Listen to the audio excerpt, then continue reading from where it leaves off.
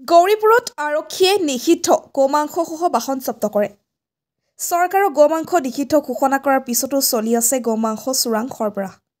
প্ৰত্যেকে দিনে পশ্চিমবংগৰ পৰা ভিতৰুৱা পথেৰে বাইক, স্কুটি, ই-ৰিক্সা আৰু পিকআপ ভেনেৰে অসমত প্ৰৱেশ কৰে বিভিন্ন অঞ্চলত। তাৰ পিছত নিষিদ্ধ মাংসসমূহ গোলকগঞ্জ, বালাচান, গৌৰীপুৰ, ধুবুৰী, আলমগঞ্জ আদি ঠাইত বিক্ৰী কৰে বুলি জানিব পৰা গৈছে। উল্লেখযোগ্য যে ১৭ নং ৰাষ্ট্ৰীয় ঘাইপথেৰে কৌশল অৱলম্বন কৰি একাংশ চোৰাং গোমাংসৰ বেপাৰীয়ে দিনে নিশাই চলাই আছে ৰমৰমীয়া বেহা। আজি ৰাতিপুৱা শাক-পাচলি কঢ়িয়াই অনা বলেৰো বাহনৰ ৰাস্তাৰ তলত নিষিদ্ধ গোমাংস পুষ্পা ষ্টাইলত লুকাই অনা অৱস্থাত আটক কৰে গৌৰীপুৰ আৰক্ষীয়ে।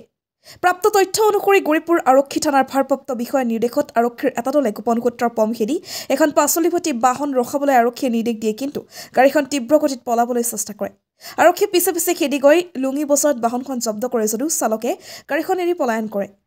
জব্দকৃত গাড়ীখনৰ নম্বৰ হৈছে AS17C6008। বাহনখনত প্ৰায় 500 কেজি নিষিদ্ধ গোমাংস জব্দ কৰে।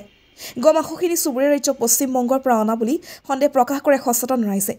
ইতিমধ্যে আৰক্ষীয়ে বাহনখন থানালৈ আনি অধিক তথ্যৰ বাবে তদন্ত অব্যাহত ৰাখিছে। গোলকগঞ্জৰ পৰা Tapan report, north east frontier news.